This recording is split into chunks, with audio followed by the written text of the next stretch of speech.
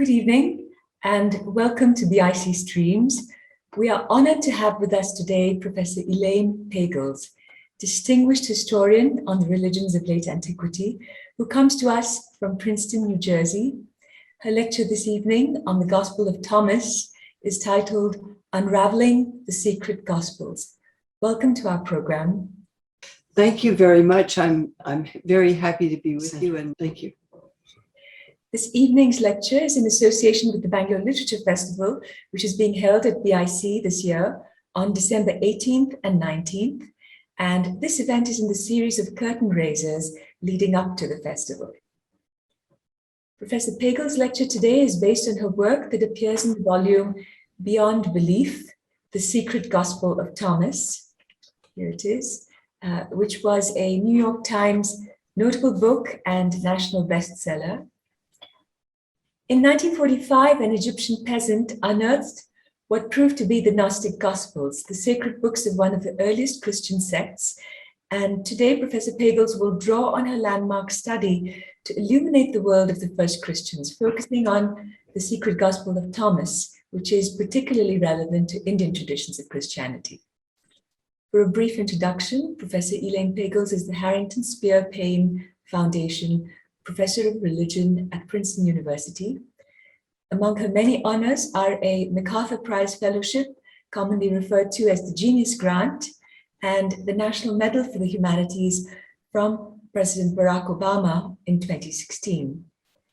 The citation for the award honored her for her exploration of faith and its traditions.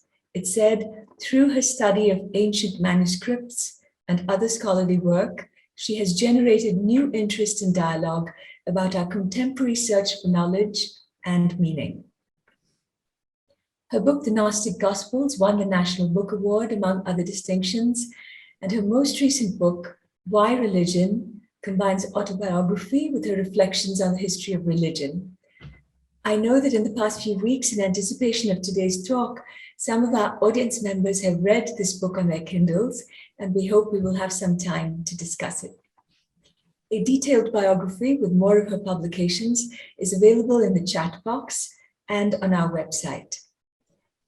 Professor Pagels will take questions from the audience after her talk. You can type your questions in the Q&A box as we go along.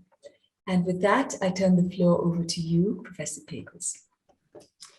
Thank you so much. As I said, I'm very happy to be here and share this work with you and other colleagues. So I'll start to share the screen because, as you said, my work is focused on the discovery of some secret gospels, which have really changed and are changing the way we understand the history of religion, which is my field of study. Now, people who know the New Testament know that the Christian Bible includes 4 gospels. They're traditionally thought to be written within 30, 40, 50, 60 years after the death of Jesus. And gospel means the good news about Jesus. But the question, which is quite an open question here, is what actually is the good news? What is there to say about Jesus and the tradition that he articulated? And now we have some entirely new understanding of that because of the discovery that was just mentioned. In Upper Egypt in 1945,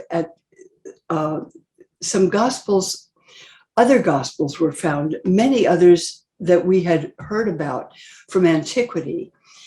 And as we heard, in 1945, it was an Egyptian farmer who said that he was looking for fertilizer among the cliffs in Upper Egypt near Luxor. And in a large jar, 6-foot jar, he found 13 bound volumes with over 50 texts in them. These were ancient texts. They were written originally in Greek, which was the language of Egypt 2,000 years ago. And then they were translated into Coptic, which is also a language that became commonly spoken in Egypt shortly after that. And these secret texts included at least 5 gospels that offered secret teaching of Jesus. Now, people had said these were lost gospels, but they weren't actually lost. They had been buried, denounced, and destroyed by certain leaders of the church who called them heresy. But when one of the first scholars, a French scholar named Jean Dorès, began to read them, he looked at them, and this was the first line of the Gospel of Thomas. These are the secret sayings of the living Jesus. And Thomas, the twin, wrote them down. And Dorès thought to himself, wait a minute, did Jesus have secret teachings which we don't know? And did he have a twin named Thomas? We'd never heard that before. When I first encountered these texts, and when they were finally made available to students and faculty at Harvard University, where I was a student, I read from the Gospel of Thomas this line, and I was completely fascinated. Here, according to the Gospel of Thomas, Jesus said, if you bring forth what is within you, what you bring forth will save you. If you do not bring forth what is within you, what you do not bring forth will destroy you. And I thought, well, that's remarkable. You don't have to believe that. It just happens to be true. Now, the context in which I was reading this is Harvard University, as I mentioned, a traditional institution, of course. This on the left is my wonderful teacher, Krister Stendahl, who said, now, you know, of course, that these are the wrong gospels. These are false. These are heretical. And the university was founded by the person seated in the chair here, his statue. His name is Harvard, and he was a Christian professor who founded the university to preach the truth of Christ in his church. And my professor said, these are definitely not the truth of Christ in his church, because these texts were not, as I said, lost. People knew in the thousands of years ago that there were many other gospels besides the ones that are now in the New Testament. However, these many other gospels were denounced, as we said, as heresy. Bishop Irenaeus was a famous spokesman for the early Orthodox Church who said, the heretics say they have more gospels than there really are, but theirs are only an abyss of insanity and blasphemy against Christ. And that judgment was echoed when my book, The Gnostic Gospels, came out in the New York Times. And the reviewer, who was a Roman Catholic priest, said, yes, they were rubbish then, and they're still rubbish. Pretending anything else is deceiving the public. So that's the reception these Gospels first received when they emerged among Orthodox Christians. The first stage of research included a number of scholars, French, Egyptian, and Dutch. And they published the first edition of the Gospel of Thomas. And they said, well, is this gospel like the early gospels? They said, well, it's really a false gospel, so it must be a late one. And so they dated it twice as late as the Gospel of Mark, which is understood to be the earliest gospel written after the death of Jesus. So this was the first stage of research, which regarded this as a kind of anomaly. The second stage of research began when I was in graduate school. And some of the Harvard professors, including the professor of New Testament, Helmut Kester, said, wait a minute. Before there were the New Testament Gospels, which tell stories of Jesus and include his teaching, there would have been just lists of the teaching of Jesus that were created separately. And this is what was found, the Gospel of Thomas, was simply a list. It's only consists of about 15 pages. And it's one saying after the other. Jesus said, Jesus said, Jesus said. And he said, this may be the earliest source we have. This may be the most authentic teaching of Jesus. I would say presently, there's a great debate going on internationally among scholars. And some take the view that this text is very valuable for the understanding of how the Christian movement was shaped, and others claim it is derivative and worthless. I give you two examples. But both agree that the Gospel of Thomas probably has very early sayings of Jesus in it, and also has some sayings that were added later. So Hans Martin Schenke at the University of Berlin said this is a very valuable source, very important.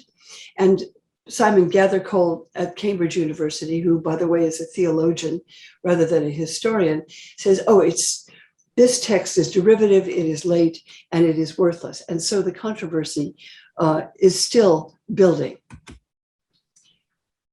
A major question, though, is whether Jesus actually had a secret teaching, because there's almost nothing in the New Testament Gospels that suggests that he that offers secret teaching. So the earliest antagonist of these secret Gospels, a bishop then living in what is now France, he was a Syrian missionary to the people in France. He said there is no genuine secret teaching. Jesus did not do that. But the earliest New Testament Gospel account in the New Testament says that Jesus did have secret teaching. Geza Vermesh, a prominent scholar of New Testament, said if Jesus taught the way other rabbis did, he would have taught in two different ways. Rabbis then and now, like many spiritual teachers, will teach one thing to a large congregation and another thing to their own closest disciples in private. And Vermesh certainly thought the Gospel of Thomas was secret teaching, because this text looks very much like other teaching of famous rabbis. The ones on the right here, the left is the Gospel of Thomas in Coptic, and on the right is the Wisdom of Jesus ben Sirach, a Jewish text about a famous rabbi whose name was also Jesus, but a different one. And Pirkei Avot is the sayings of the fathers, which were traditionally collected in lists of sayings, just like the Gospel of Thomas. Now, the New Testament contains the earliest Gospel of Mark, as we mentioned. This one was written probably 40 years after the death of Jesus, the earliest one we have. And it says that when Jesus was alone with his disciples, they asked him questions, and he said to them, "To you alone, the secret of the kingdom of God has been given, but not to people outside." And the word he uses for secret, mysterion, the Greek, mystery, mystery or secret, is given only to those in the inner circle. Now, the New Testament Gospels do not claim to offer Jesus' secret teaching, or very obliquely. So the secret of the kingdom of God, whatever Jesus meant by that, is not explained in the New Testament Gospels, although Jesus speaks of it all the time. But the Gospel of Thomas does claim to reveal much more about the secret of the kingdom of God. Here, Jesus seems to ridicule what many Christian teachers say and says, if your leaders tell you, look, the kingdom is up there in the sky, then the birds will get there first. If they say it's in the sea, then the fish will get there first. But the kingdom of God is within you, and it is outside of you. And when you come to know who you are, then you will know that you are the children of the living God. So the Gospel of Thomas suggests that while many Christians think of the kingdom of God either as heaven, where you may arrive after death, or they think of it as something happening at the end of time, the Gospel of Thomas says, no, it's not an event in time, it's not a place in space. Instead, it's a state of being. And that's where we get the statement that the kingdom of God is within you. When you come to know who you are, you will come to understand the kingdom of God. So the question in the Gospel of Thomas that the other disciples asked Jesus is, well, how can you look for it? When is the kingdom going to come? And here Jesus says, well, don't look to the end of time.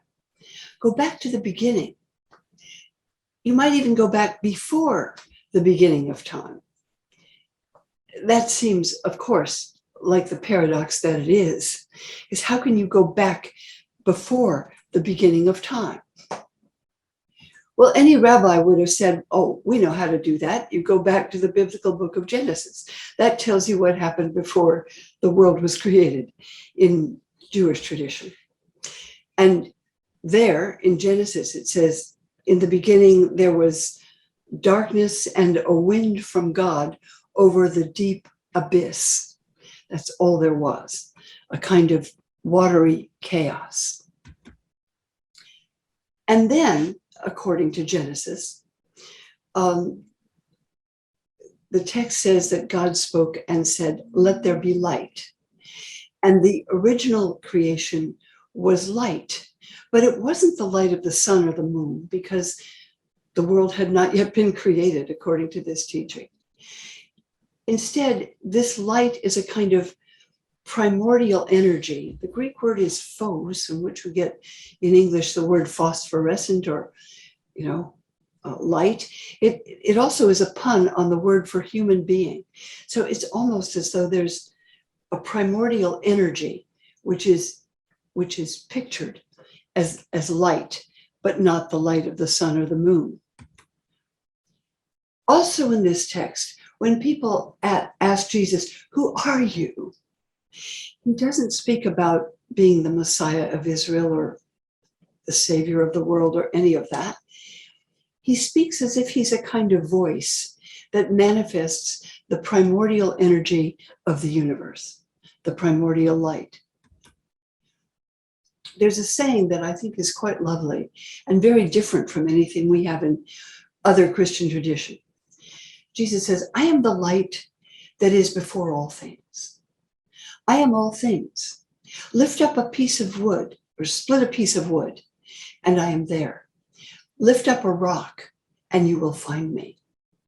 So it's as though this divine energy from which the world comes forth pervades everything there is, not only human beings, but also the sun, the moon, the stars, the trees, the rocks, the stones, everything.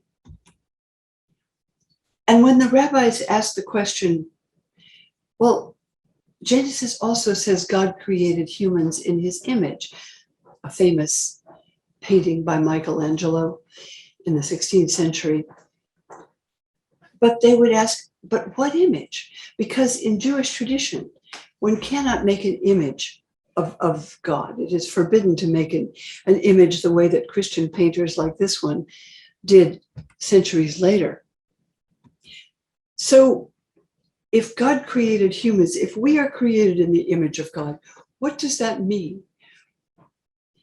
One of the prophets of Israel, Ezekiel, said that he had a vision, famous vision. And in that vision, he saw the Lord on the throne, except he said, I didn't really quite see a human being. What I saw was light. I saw rainbows and I saw flashing jewels. I saw crystal sea. I saw lightning and fire. And I saw kavod, which in Hebrew means glory, shining, radiance. So in Jewish tradition, the only image you can use for the God who cannot be imaged is light. And this is an image created also much later by a Christian artist who could dare picture a human form in that light as a Jewish mystic could not. The Gospel of Thomas says, how do you find the divine light? The beginning of this text opens and says, let the person seek, keep on seeking till he finds. When he finds, he'll be troubled. And when he's troubled, he'll be astonished. How do you find the light? Well, Thomas has said, you have to bring forth something that's already intrinsically within you, whether you know it or not. So the disciples keep asking Jesus, as they do in the New Testament, well, tell us show us where we have to go. Tell us what we have to know. And here Jesus does not do that. He says, no, look within yourself. Because the question of this gospel is not about who is Jesus. The question is, who are you? Who do you think you are? Who are any of us? Now, we all know how we identify ourselves. Our ordinary identification, the birth certificate, the passport, the driver's license, identifies us by what differentiates this person from everyone else, by gender, by ethnicity, by age, by characteristics, everything. We identify specifically by difference. But spiritual identity, according to the Gospel of Thomas, shows us how we are the same. So here in the Gospel of Thomas, Jesus offers a kind of initiation ritual. It's a kind of spiritual baptismal question. It's the kind of question that you hear when you go from one country to another. The question, who are you? Where do you come from? How do you identify yourself? The kind of question your passport could answer. But here the answers are different. So Jesus says, when they ask you, where do you come from? You don't say, what, United States or India or anywhere else like that. He says, say, we come from the light. We come from where the light came into being at the beginning of time, and it established itself in the image of God. And when they say to you, well, who are you then? Just say, we are children of the light, children of the living Father. That is to say, we are all from the same family. We all come from the same divine source. And when they ask, how do you identify yourself? He says, well, say movement and rest. This is like the beginning chapter of Genesis, which speaks about how God creates and then rests. So here, identity is not about me or you. It is about all of us. We all come from the same spiritual place. We all come from the divine source. We all are children, as we said, of the same family, and we all identify in the same way. Now, to find that light, according to the Gospel of Thomas, you have to look within. This is a saying 24. Jesus said, within a person of light, there's light. Now, if the light is illuminated, it lights up the whole world. If not, everything is dark. So one has to seek within and discover that spiritual source, which is hidden, understood to be hidden, and often not perceptible to the ordinary way of looking within each of us. So the Gospel of Thomas pictures Thomas as the twin, because his name in Aramaic, the language of Jesus, is a nickname for twin, Thomas, and he's also called Didymus, which in Greek means twin. So the Gospel of Thomas keeps calling the person who presumably wrote it as the twin, the twin. And although the original readers of this text, when they found it in 1945, said, is he Jesus's twin? What does that mean? Did Jesus have a twin brother? Well, of course, this is not meant literally here. But the idea is that when you come to know who you are, you know that you are children of the living God, just the way Jesus is. And Jesus is, in fact, seen as the spiritual twin of each one who recognizes his or her origin coming from that same divine source. So in this gospel, Jesus says, in effect, you are my twin. or I am your twin. The saying 108, he says, whoever drinks from my mouth, that's a metaphor for accepting his teaching. Whoever hears me will become like me, and I will become that person, and the mysteries will be revealed to him.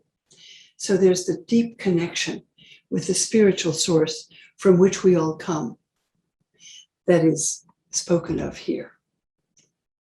Now, what makes this kind of gospel heresy? The word heresy, which was taken by many people to mean false, misleading, wrong, even sinful, actually means choice. And what makes these gospels so objectionable to later Christians as they developed the Christian movement into an institutional church, or into a series of institutional churches, is that they did not want to speak about Jesus as similar to you or me or anyone else. The Gospels of the New Testament, each one suggests that Jesus is utterly unique. Unique in the history of the world. There's only one person, you know, this tradition is part of what many Christians say. Jesus is the only person who is uniquely connected with God. Mark speaks of him as Jesus, the Messiah, the Son of God. The Gospel of John takes it to a much higher register and basically says, Jesus is the only Son of God.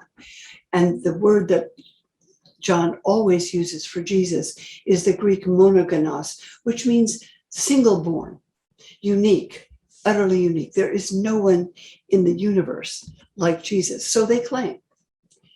So the New Testament Gospels, as you know, tend to speak of Jesus as the only Son of God, God incarnate in human form, as no one else, they claim, has ever been. And so you see this in the United States very often on billboards. God so loved the world that he gave his only begotten Son. Whoever believes in him has everlasting life.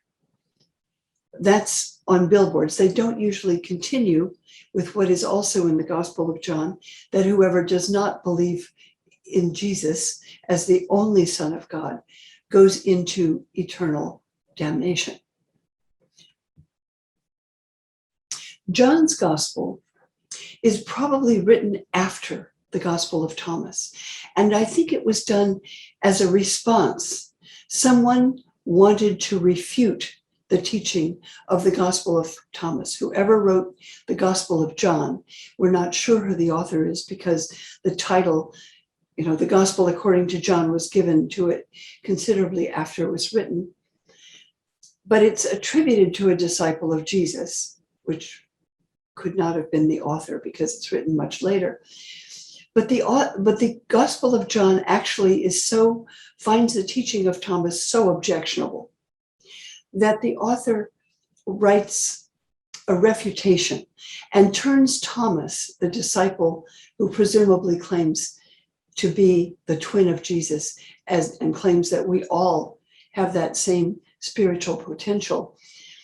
This Gospel of John turns Thomas into a caricature, into the one that is called in Catholic tradition doubting Thomas, because Thomas is the one who doesn't believe anything. Thomas is the one who doesn't believe Jesus could be raised from the dead until he could actually, he says, poke his finger into the wounds of Jesus after he comes back from the dead. And this is a famous painting by the Italian painting Caravaggio, showing that Jesus comes back resurrected, says, Thomas, stop doubting, you should believe, you know, and Thomas gets to do a physical examination of the resurrected Jesus. This is a strange story, but it is the extreme to which John's Gospel will go to denigrate the teaching in the Gospel of Thomas. Because the Gospel of Thomas teaches the opposite of John. Not that Jesus is the only person unique in the history of the world, to be the Son of God, but that Jesus manifests what is potentially in all of us, the divine, a connection with the divine source. So as you see in Orthodox teaching, whether it's Jewish, Muslim, or Christian, the idea is clear that what we speak of as divine and what we speak of as human are opposites. Famous Jewish historian Martin Buber says God is wholly other than human. There's a complete disconnect, not a complete disconnect. There's a relationship of the creator and the creation, but they are ontologically entirely distinct. Mystical teaching, as you know, esoteric teaching in many traditions speaks quite differently. It speaks of the divine and the human as connected, connected because the divine is the source of our humanity and our being, and suggests that we are intrinsically connected with that source. And because we have deep within us a hidden connection, we can return to that source. We can discover that source within us. So these are texts we call Gnostic. It's a Greek word for knowledge, but knowledge is a misleading translation because gnosis is not knowledge seen in the mind. Greek, like many languages, has two words for knowledge. One is eidein, which means to have seen. So an idea, which comes from that, an idea literally means from Greek, something you have seen. So if somebody says cat, you have seen a cat and you have a mental picture of that being, and that is an idea. Right? So these are mental constructs. That's knowledge seen in the mind. But this gnosis is not that kind of mental knowledge. It's not even theological knowledge. Instead, it comes from the word gnosis, which is in the English word recognize, just as in French it would be the difference between savoir and connaître, or in Spanish, conocer and saber. In German, it's kennen and wissen. Gnosis is knowledge of the heart. It's, do you know that person? Do you know yourself? Do you know God? That kind of deep inner heart connection. That's understood to be gnosis. And these Gnostic Gospels speak about knowing God, not in the mind, but in the heart, primarily. This is the paradox of this kind of teaching. It speaks of things we cannot know. And what we cannot know is the source, the divine source. We cannot comprehend the source from which we come with our minds.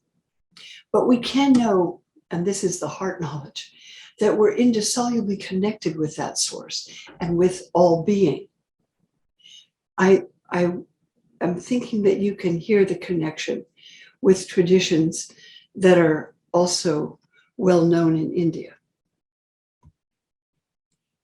Now, let's go back for a moment, because between the Gospel of John and the Gospel of Thomas, there are two ways this Christian movement could go in conclusion. It could follow the path of the Gospel of John and say there is one human being in the history of the human race who was himself divine and connects you with God. And if you are connected with Jesus, then you can achieve salvation. Or there's the way of the Gospel of Thomas, which says Jesus manifests a potential in all human beings, since we all come from the divine source, and we can all recognize that we may recover that awareness ourselves. But when Constantine, the Roman emperor, became a Christian in the 4th century of the Common Era, he wanted to establish a universal church. The word is katholikē, means the whole world. And for him, being the Roman emperor, the whole world meant the Roman Empire, of course. That's all he considered was the world. And he wanted to create a religious tradition that would encompass his entire empire and be the only possible source of salvation. And so he gathered the bishops together and asked them to create a creed and a collection of books that would validate that point of view. And he enlisted the help of bishops like Irenaeus, who said, apart from the Catholic universal church, there is no salvation. So the Christian bishops met in what is now part of Lebanon, and they collected not only a creed, which speaks about Jesus as God from God, light from light, true God from true God, not a human being, but divine incarnation, unlike anyone else in the history of the world. And they collected the New Testament Gospels that would support that interpretation. So they created a canon, which is a standard, literally means in Greek, a standard of what's appropriate to read in worship. And those consist, as you know, of the 4 Gospels now in the New Testament. The Gospel of Thomas and the others were thrown into the Nile, burned, censored, and destroyed. The bishop also ordered the monks who had collected these secret Gospels in their monastery libraries to take them out of the monastery libraries, stop reading them in their devotionals, and destroy them. But there were some Coptic monks who disobeyed the bishop.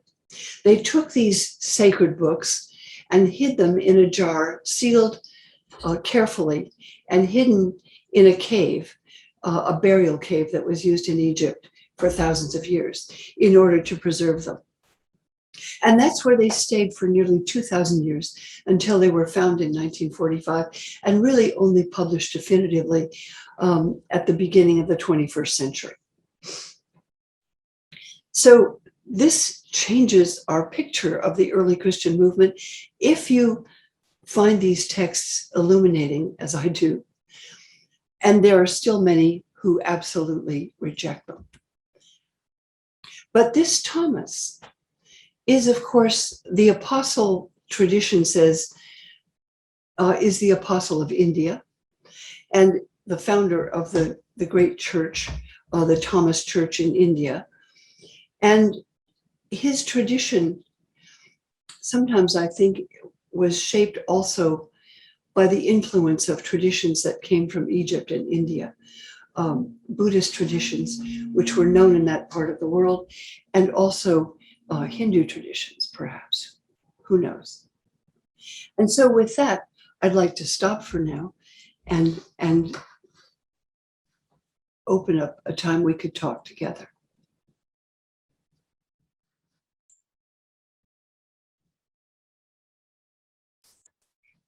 Well, thank you for that fascinating glimpse into the world of the Gospel of Thomas and into the Gospel itself. As you say, if nothing else, these texts reveal that early Christianity had a much wider range of Christian groups and was more diverse than we had thought. So could you tell us a bit more about your own journey as a young graduate student, your trip to Egypt to return the Gospels and so on? The search and discovery of ancient relics, as you know, has entered popular culture with films such as Raiders of the Lost Ark and The Da Vinci Code and Angels and Demons. And so could you tell us about your own journey? Yes, indeed. I mean, I was brought up in California, and in a family that was basically shaped by Christian culture, but secular, because my father, having been brought up in a severely Presbyterian family, rejected the kind of Christianity that he had learned as soon as he learned about Darwin. And so he just said, well, these old stories are useless and worthless, and only uneducated people would ever think about the Bible and those kinds of traditions. So he had no use for religious tradition. This was a secular world and a materialist world. And that's how I grew up, loving poetry and music, until when I was in high school, about the age of 14, someone took me to an evangelical rally of the evangelist Billy Graham. There were 18,000 people in a sports stadium in San Francisco.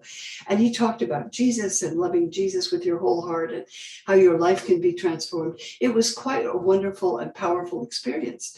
And so unknown to me that I just loved it.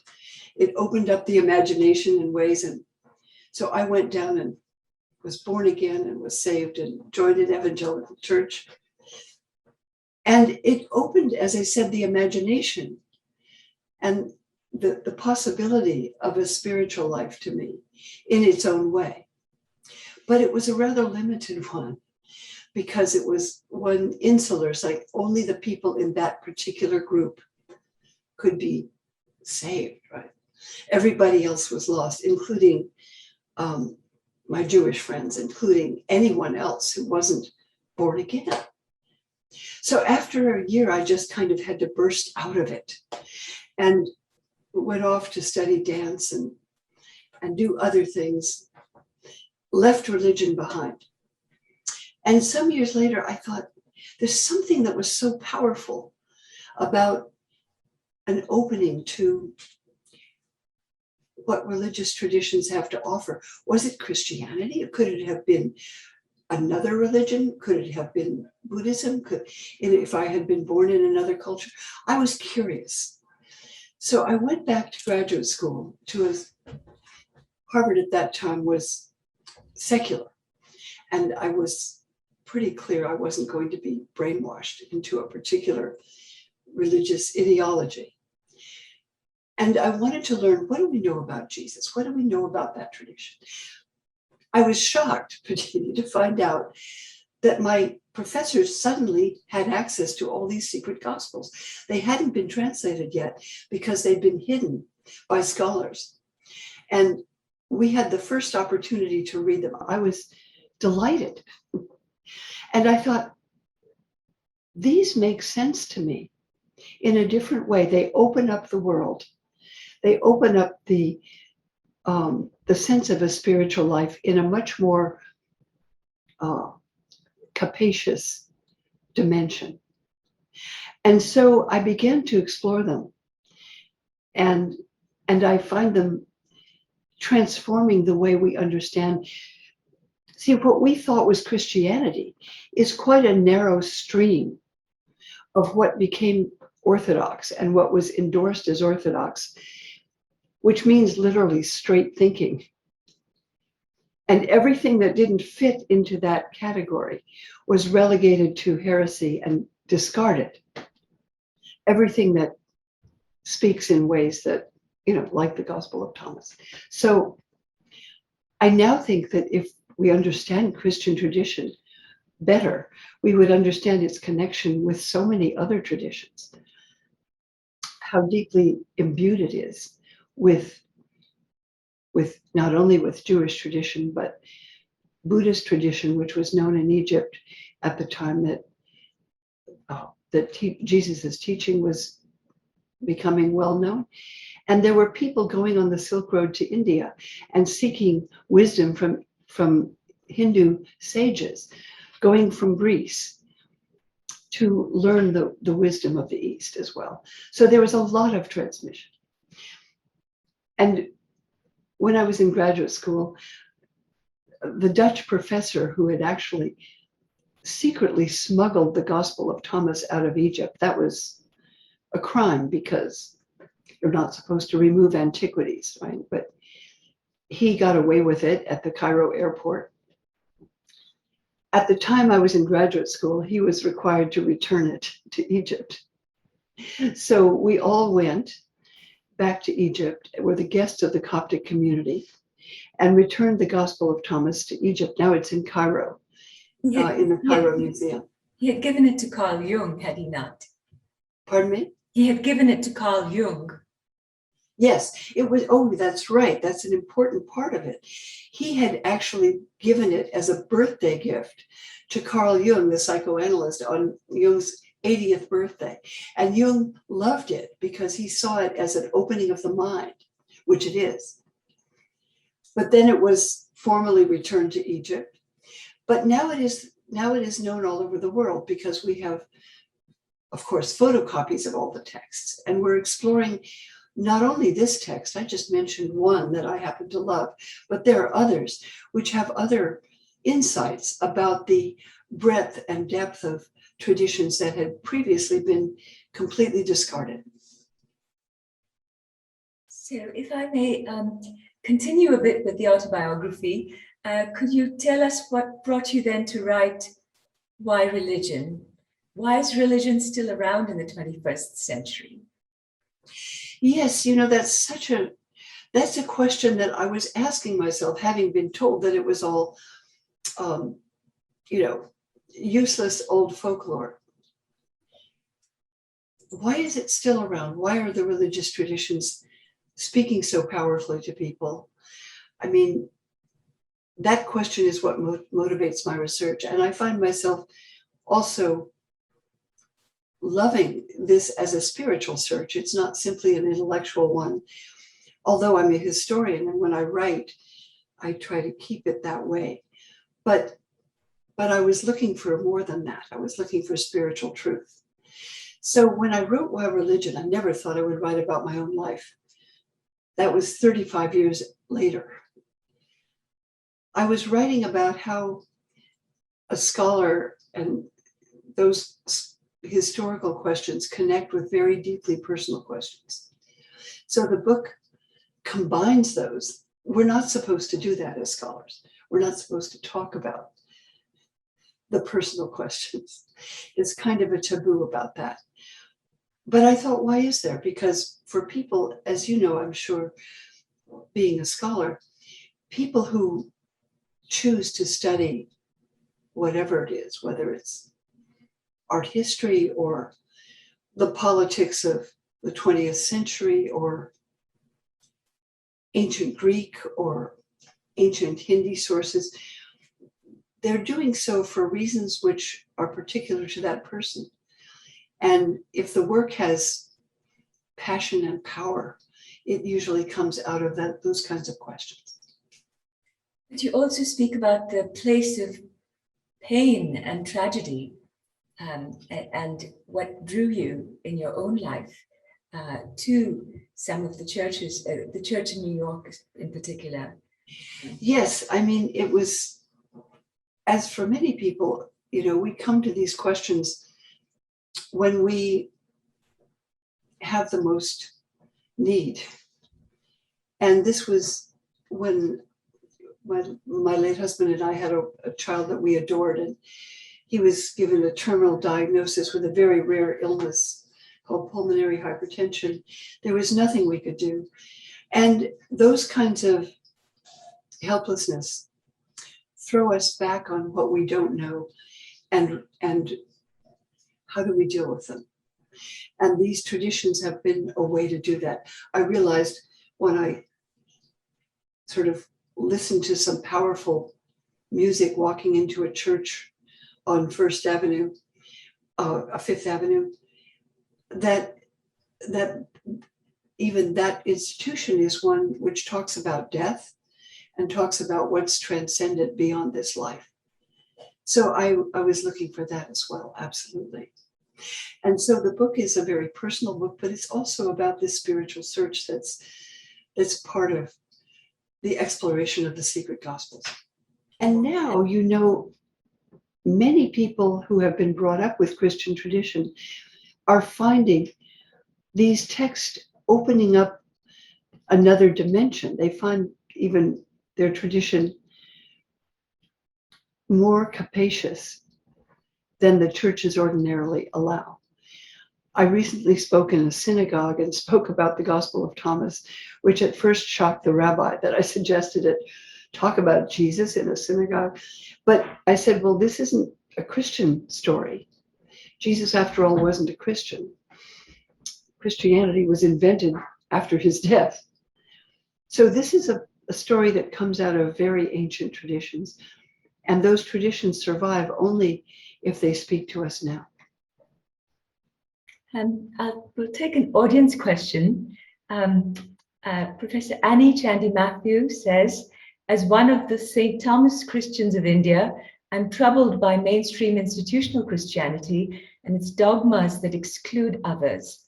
Your inspired interpretation of the Gospel of St. Thomas, non-canonical, even heretical, resonates with me.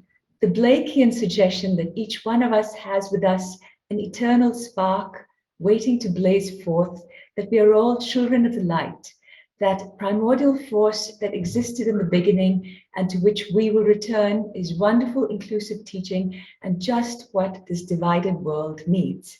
I loved the reminder that it is not a crime to doubt, for as Tennyson says, there lives more faith in honest doubt than in half the creeds, the Nicene Creed included. She is a scholar of Romanticism, so you see the references to Blake there. Well, that was so beautifully said. I want to thank her for that eloquent speech, because in the early movement, the Christian tradition had, as every other tradition I know, has a public teaching, elementary teaching, and has a mystical teaching. But in Christianity, the mystical teaching had to cleave very closely to Orthodox Catholic doctrine. The institutional church excluded what was the mystical teaching of the early Christian movement, which you find in Thomas. And if you add that, as the professor says, there is much greater expansion. And Thomas was the one who brought this. He's accused of being a doubter by the author of the Gospel of John, but actually he's one who focuses not so much on belief, but on internal experience. It's based on an experiential desire to connect with the divine source.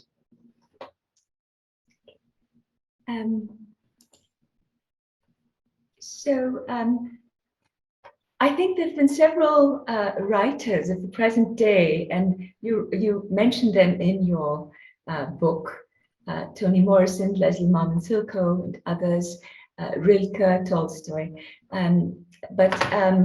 Yes. But Toni Morrison, Leslie Marmon Silko in particular, have drawn inspiration from these texts, from that poem, Thunder. And you say that when you entered college, you decided to learn Greek to read the New Testament in its original language, Yes. hoping to discover the source of its power.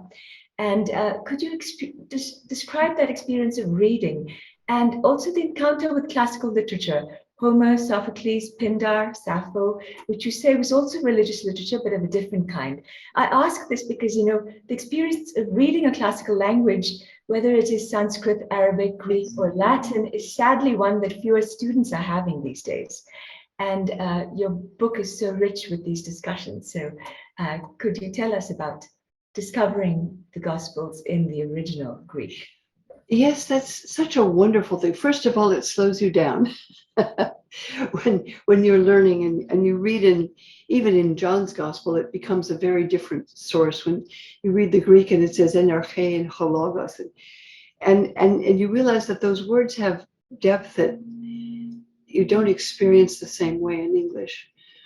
And also these texts, all of these sources, Jesus spoke Aramaic, right, which is a dialect of Hebrew. We don't have his words in Aramaic because his followers wrote for a wider audience in the Roman Empire, and Greek was the lingua franca, basically, of that world.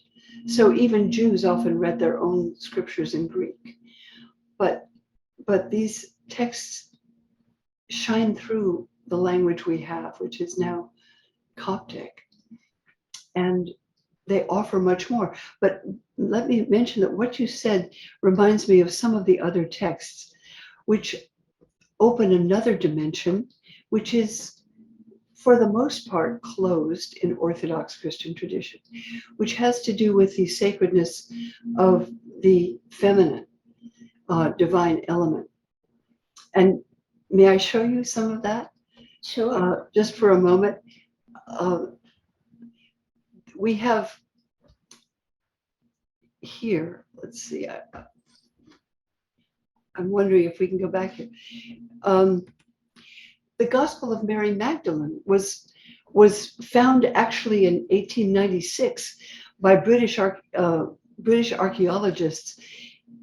And this is a text that was widely known, also called Terrible Heresy, attributed to Mary Magdalene, who in this text is seen as a major disciple, not just as one of the women, and certainly not as a prostitute, as Catholic tradition later pictured her. That's not in the New Testament. It was invented by one of the popes. The text is now lost. 13 pages are gone. It was translated into 13 languages. We only have a fragment. This is a picture of it in Ethiopic. And it shows an argument between Peter and Mary Magdalene, because Peter objects that she is not a true disciple. And so he complains that Mary has no right to speak among the disciples. But Mary speaks for herself and claims that she has visions from the Lord, which the Orthodox Church denies. And she is not the kind of saint in Western Christianity that she is in this text, as one of the closest disciples of Jesus. And also in some of these other texts, like the secret revelation of John, you get this other dimension in which the disciple John, after Jesus dies, is grieving because of the death of Jesus.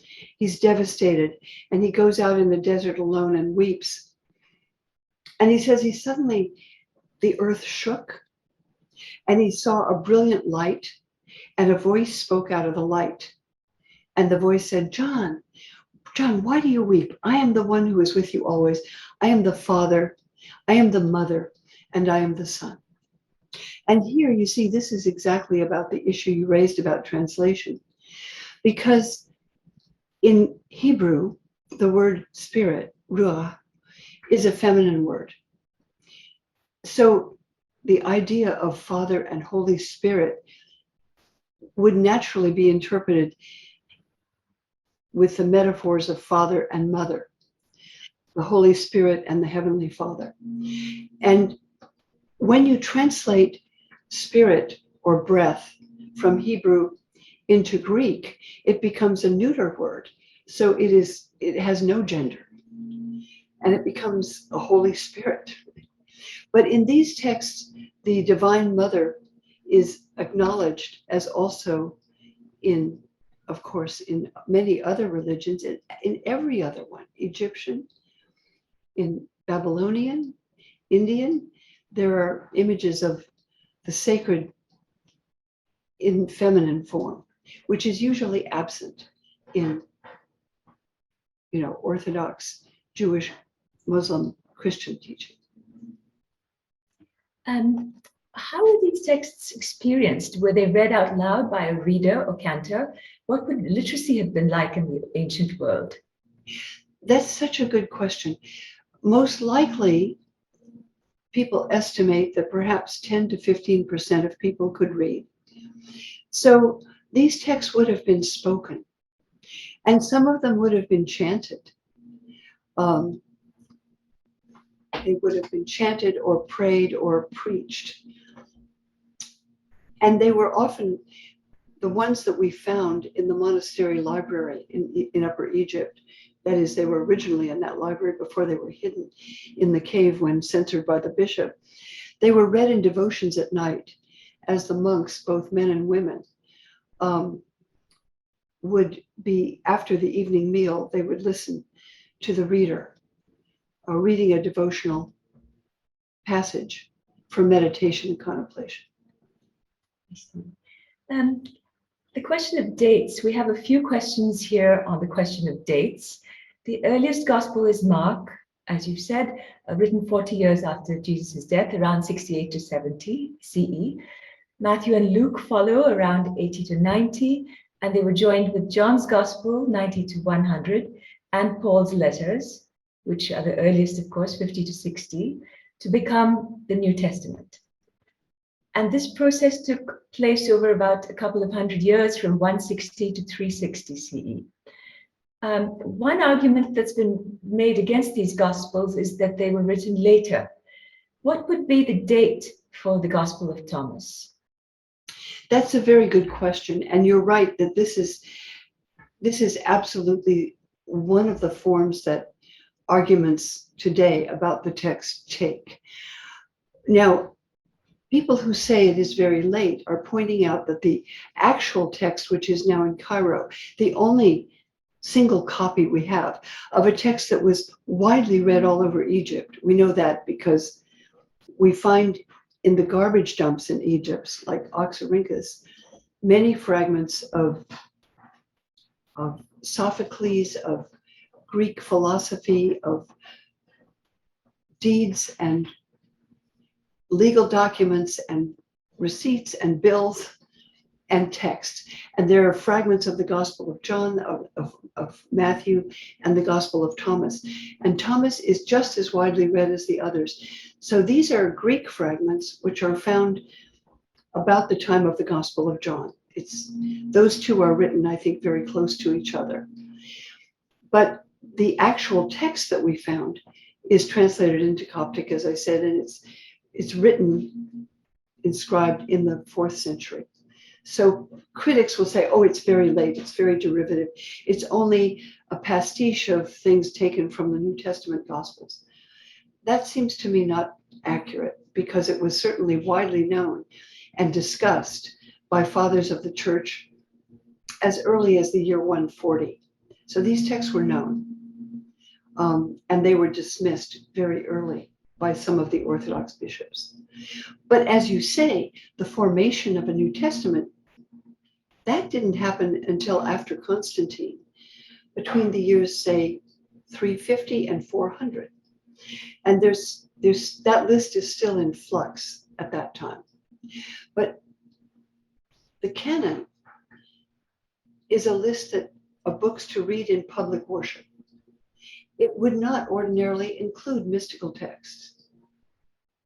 And these are mystical texts. I used to think that their origin, as I said, was in Jewish mysticism, and I think there's a lot of connections there. But there are also wider connections with a much more multicultural population in Egypt and India. So how they got written down? We know that Socrates' work was written down posthumously by his students, Plato and Xenophon. And I remember a professor of mine saying to me that she would not want even her very best student writing down her work from memory. So, but I guess this was customary in the ancient world. You say that we know almost nothing about the person Thomas, and he may have been less an author than a compiler, or there were several compilers. Yes, most likely these collections. Of course, in societies where so many people do not read, they often learn by memory. And so their memories are much better than those of us who are brought up reading. I think the name Thomas is given to this text as a metaphor, because if you read the Gospel of Thomas, he is a kind of stand-in for you, the reader. And then, and then at the end, Jesus says, I will become you, and you will become me. So Thomas means the twin. You, the reader, the listener, the learner, can become the twin of Jesus. I think that's really to be taken metaphorically. Thomas Christians were apparently an early group that thrived in the first century, like those devoted to Luke, Matthew, and John, in a tradition quite different from the Synoptic Gospels, as you have shown. And of course, the Acts of Thomas from 200 CE says that Thomas himself evangelized India. And we have Thomas Christians in our audience today, like Professor Matthew. And you've spoken a bit about the possibility of connections and contact with India through the Silk Route, because as you say, city people and travelers lived in a cosmopolitan world then and now. And Geeta Sen asks, what is the historical evidence for Jesus having spent many years in the Himalayas, learning from many spiritual teachers there? And she sees a similarity with Kashmir Shaivism to the Gnostic philosophy that you have described. Well, it's a good question, and many people have asked it. I don't know of historical evidence that speaks of Jesus in India. There are a lot of stories, but we don't know. And whether he himself, as a village rabbi, could have made such a trip, we don't know. Although we don't have the teachings of Jesus himself, as you rightly point out. We have what his followers wrote down in generations after that. And some of them, as we spoke of before, you and I, we know that there were contemporaries of his early followers, like the Greek philosopher Apollonius of Tyana, who went to India to learn, specifically to learn from Hindu sages, and specifically to learn Buddhist teaching in Egypt. And some of the conservative fathers of the church said, those people are heretics. Those sadhus who, by the Ganges, they are heretics too. So these traditions were rejected by Orthodox Christians in the West. And I don't know about the Thomas Church today. I think it has tended to become more part of Orthodox Christianity in the way it's formally presented, but it has a richer history than that. Part of the extraordinary nature of the world you describe is this kind of picture of the lives of these early Christians, shocking portraits really of brutal persecution.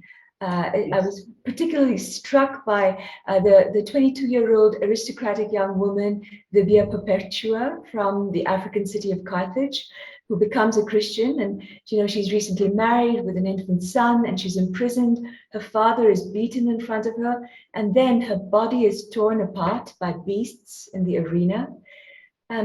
Christians were also rejected by families. The husband casts the wife out of his house, the father disinherits the son, the master commands the slave to depart from his presence. And yet they were drawn to this community that functioned really like an extended family. And they acted in extraordinary ways, staying to take care of the sick and dying during the plague, when everyone else was fleeing, including the doctors, which of course resonates with our own time of the pandemic. And their practice of loving kindness, even to the stranger or those of another tribe. It was all really quite remarkable reading about this world. And it's very powerful to see, as you say, those who were drawn to the movement, like Vibia Perpetua, who was from an aristocratic family. But the followers of Jesus were considered criminals in the Roman Empire because they were atheists. They didn't believe in the gods. And the gods were understood, to be the support of the Roman Empire. And the whole structure of the society depended on the goodwill of the gods.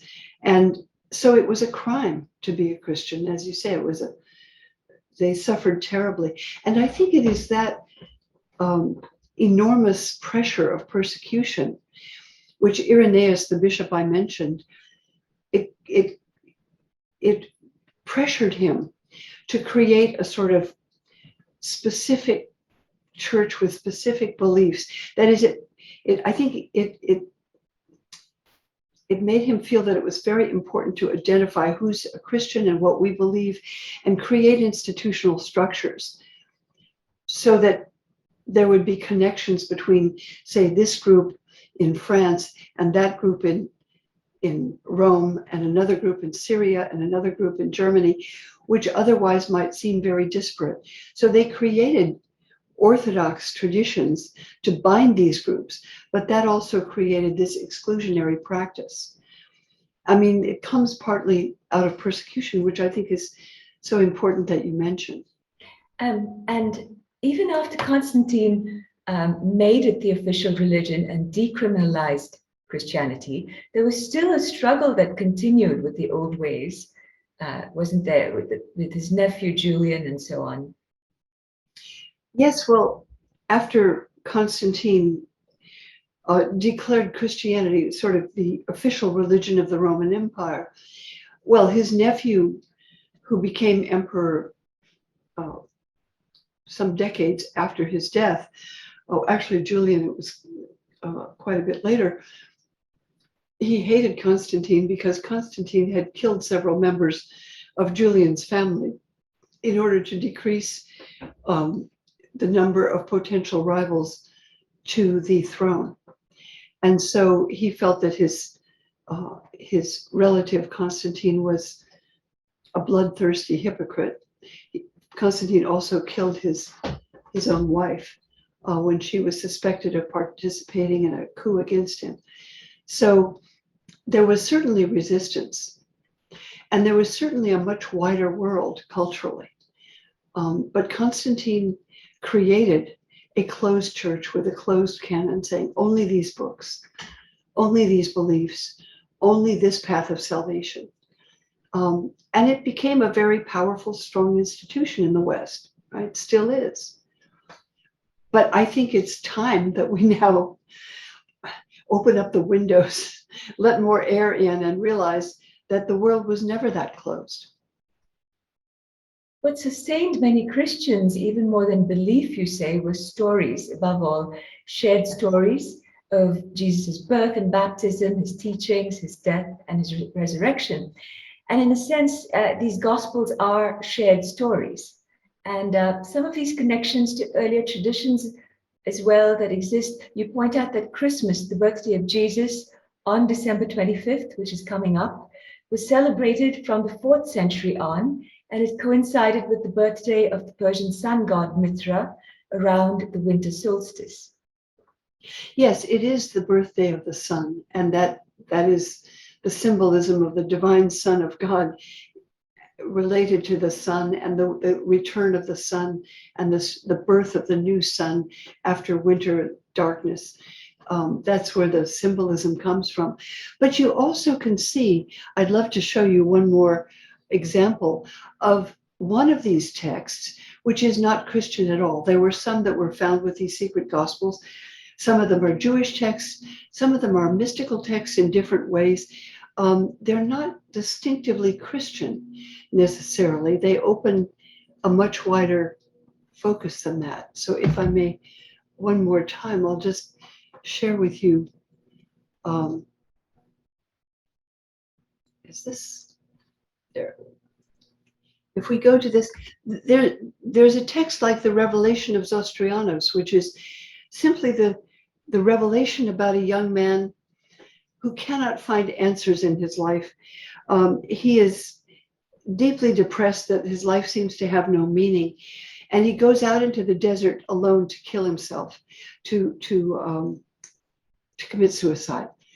And he says, then he said, there was a light around me and a kind of cloud of light surrounded me. And I heard a voice say, have you gone mad? What's wrong with you, Zostrianos? He said he was taken up into an illumination. And when he came out of that experience, he said, then I came to understand that the light in me is greater than the darkness. And then he went out to become a teacher of spiritual wisdom. So this is another text, not Christian specifically, that came out of this discovery. But I'd like to also share with you one more. It's a wonderful poem because it's inspired so many people. And this again speaks to the culturally complex composition of some of these sources. This text is called Thunder, Complete Mind. And thunder in Greek, the word bronte, is feminine. And in this text, she speaks as a divine power. Thunder has always been understood as a divine voice. In this poem, she speaks, it's a long poem. I was sent from the power, I'm the first and the last, honored and scorned. I am the whore, I am the holy one. I am war, I am peace. She speaks as a power that speaks in everyone. She speaks as divine wisdom, using allusions to the Hebrew tradition in Proverbs as wisdom as a divine being. Also, feminine word in Hebrew, as is ruah. So spirit and wisdom are feminine, and wisdom speaks through thunder here. And she also speaks about being in the palaces in India and being in the garbage dumps, being everywhere. She pervades everything. She says, I am the one whose image is great in Egypt. And here it refers to the goddess Isis. The whole poem is written in the language, in the cadence also, of a chant to the goddess Isis.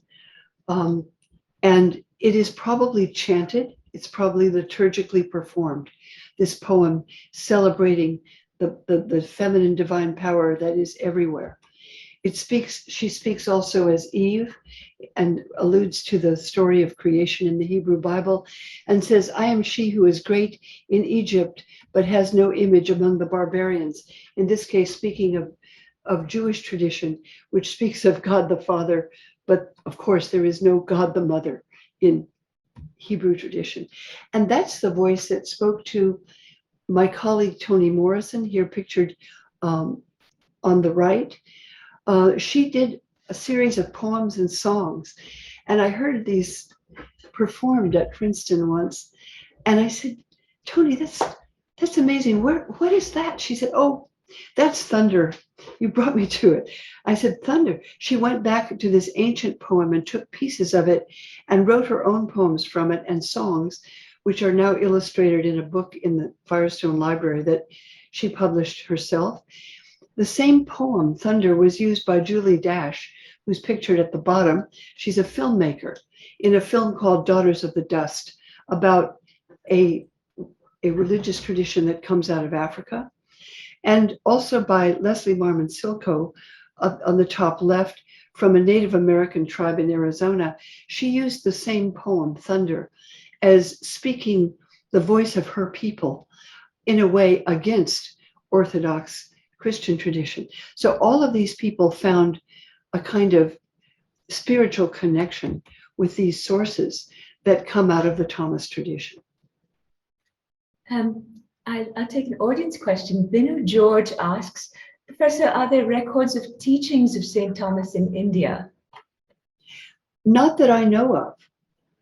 Not that I know of. So, of course, so much in the ancient world, probably 90% is lost. What we have written down is a small fragment. What was written that survives is much smaller than that.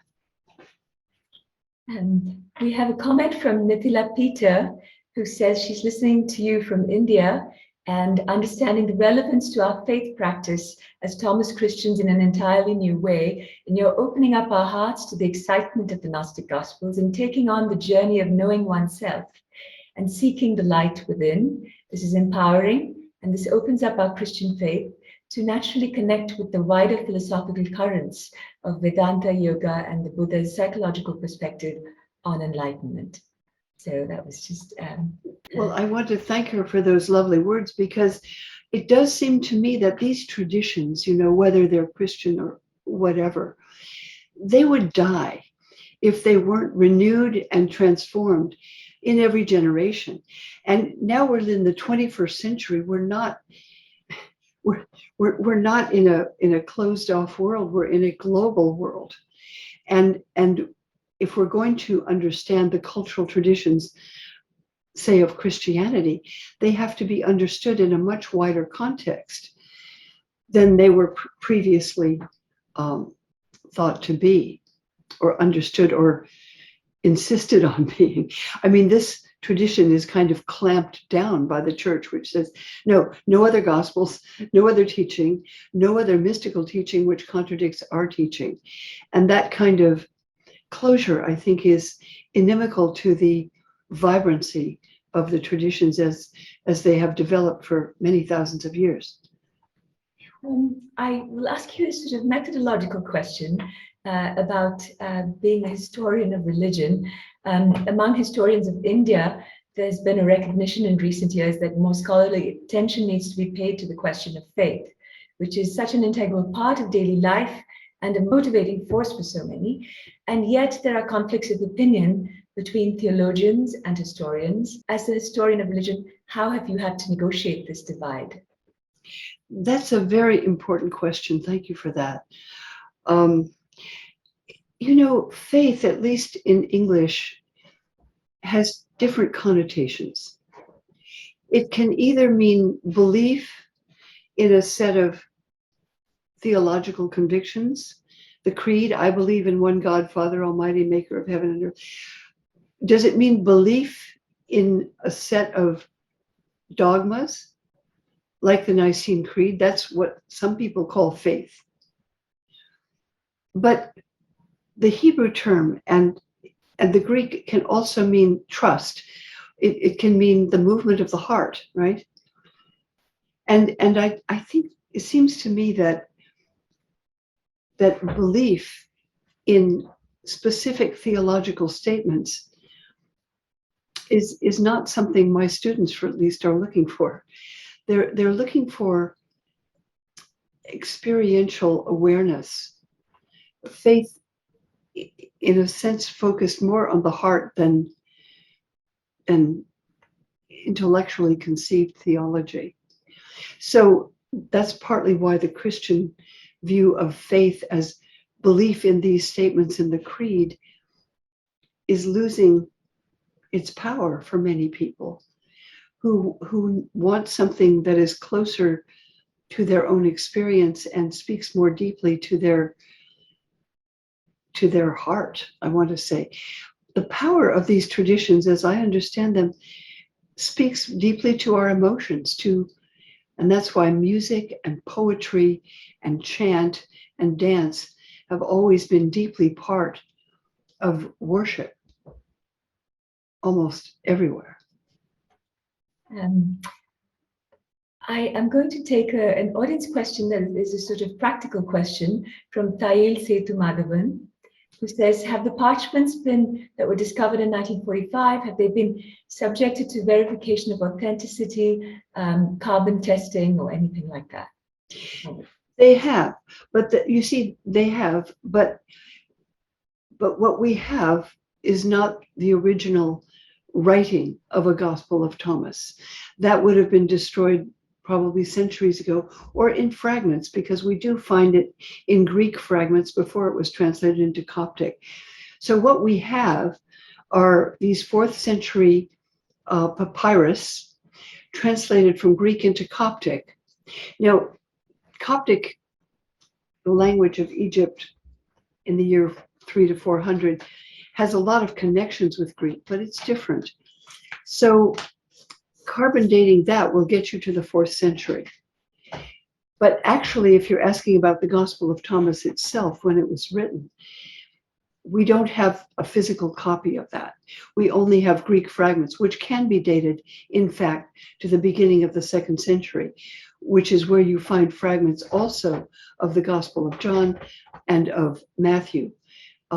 Those two primarily are what were found at Oxyrhynchus in Egypt. When people look for fragments of the earliest Gospels, they mostly find Matthew and John. And there's also Luke, but fewer of those, and fewer of Mark, actually. Mohan Isaac asks, can you tell a little more about your personal tragedies and how you coped with them, the grief and the loss? You've spoken a bit about losing your child, and I guess he's asking after that what happened. Well, yes, I didn't want to write a grief memoir because everyone knows about grief. we all know a lot about it. But there was a time when I did need for myself to contend with not only the loss of our only child at the time, but also of my wonderful husband of 22 years. He was a theoretical physicist and wonderful person. And we used to go to the mountains every summer where the physicists would gather from all over the world.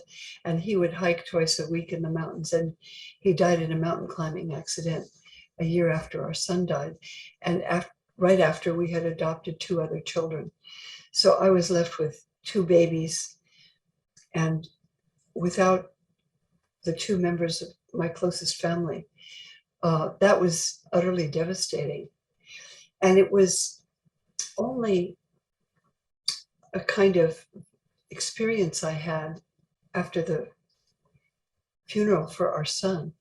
The experience was actually very unusual. It was at the service, standing at the back of the Church of the Heavenly Rest in New York, as our friends poured through the church.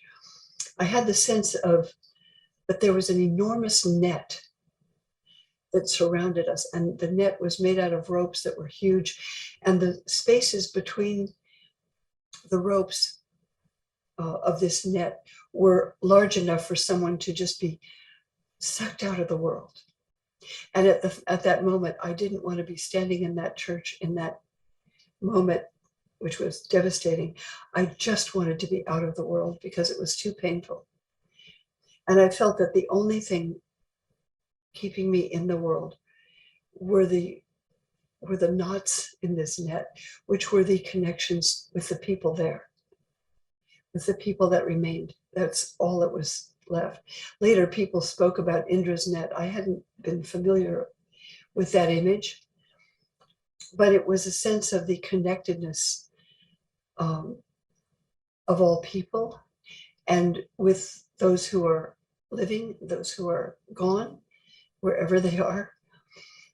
And so it was a sense of, how does one survive what you think you can't live through? I'm amazed. And so I only wrote later not to write about grief, because at the time I couldn't have written it, and it was too private. 30 years later, I was surprised that to be able to live through something I could not imagine living through, having raised those 2 adopted children, having come to a life that involved close friends and creative work and family, and say, this is amazing. People do survive so many things, worse things than I experienced. I know that. How do we do that? It's out of a sense of finding meaning and finding some kind of spiritual path. At least for me, that's what it took. So I wrote out of that celebration and the surprise of saying, I'm amazed that I can still be here and have joy with the people that, we love, with the world in its beauty. That's the surprise of it. And so I wrote about that. And while you have a large body of scholarly articles, unlike most academics, you've also made a conscious effort to write books that are accessible, like this one, Why Religion, that reach out to a wider public. One reviewer calls them careful and thoughtful scholarship in the lively and exciting prose of a mystery writer. Could you tell us the inspiration for this? Because it takes so much effort to do both, sort of like having 2 parallel careers. Most people can manage only one. You're totally right. And I came out of graduate school and I realized that I had been taught to write as if it were badly translated from German. They were, a lot of people were imitating European scholarship, and very ponderous and very technical. Now, I'd love to write in technical language because I could use Coptic and I could use Greek and use allusions that only other scholars would recognize. It's a kind of simpler shorthand for writing to people who are immersed in that particular work. But my husband was a theoretical physicist, as I mentioned. And his friends thought I was really strange because I was studying religion, which they thought was irrelevant to the world. My husband said when we first met, "Why don't you write about something that matters in the real world?" And I said, "Well, why do you write about elementary particles?" But because I wanted to share this work with people who knew nothing about it, including the theoretical physicists who actually now read this stuff, I decided to translate the technical articles from where they are in scholarly journals and monographs into language that people who do everything else in the world might read. And I love sharing it. So that's why I did it. And I've enjoyed it because it allows for so much wider conversation. But I still write technically in journals, and when that's the simplest way to articulate research discoveries. You also said that while you've identified what you love about religious tradition, you're also quite clear about what you cannot love about it. Could you tell us? I think that's so important that you brought that up. Thank you for mentioning that, because part of the study of the history of religion is not just infatuation with religious tradition. There's much about it that we need to be aware of. I mean, in Christian tradition, there was a point at which I was looking at the Gospels and came to understand that the Christian anti-Semitism is built into them. And I had not realized that. My own professor denied it stoutly. He said, "There's no anti-Semitism in Christianity." And he had just come out of Nazi Germany himself and been part of that. It was atrocious what he said. But there are ways that these traditions have been used to divide and denigrate other people, people who weren't Christians, people for all kinds of reasons. And so I think we need to be very aware of the damage that religious traditions can do. And I've seen many people feel that their sense of a spiritual experience has been trampled on or destroyed by people who said, "Well, that's nothing. That doesn't matter. There's nothing true about that. You have to believe this." And that kind of limitation, there can be a lot of false teaching in these traditions. I mean, many of us do not accept some of the views about women that you find in traditional religions, whether they're Jewish, Muslim, Christian, or whatever. We say, "Oh, well, that's just part of the ancient stories," and it is. Fair enough, but we don't have to accept them. So I think the study of religion involves not only exploring them, investigating them, trying to understand them as well as we can, but also becoming critical of them, and finding, what we cannot accept. And that is helpful to me, at least. But there's still room for Bach and Christian music and art and architecture, poetry that you say is, of course, so enormously rich. And it might have come from that Orthodox world, but it has a place in your life, certainly, you say. Yes, I'm actually teaching a seminar, wonderful, with students with all kinds of backgrounds, and we're looking at the art, the painting, the music, the traditions, enormous traditions that go from classical traditions and ancient church songs to gospel music, to popular music, to films that are being made. So the life of Jesus, the stories of Jesus are being replayed, retold, recreated, reinvented, reimagined, as they have been by artists and poets and musicians for thousands of years. And there's a great deal of richness in that, as you say, because there's thousands of years of life poured into those stories as they are played and replayed. Thank you so much. I think we're out of time. Our deepest gratitude to Professor Elaine Pagels for speaking to us today from Princeton, New Jersey.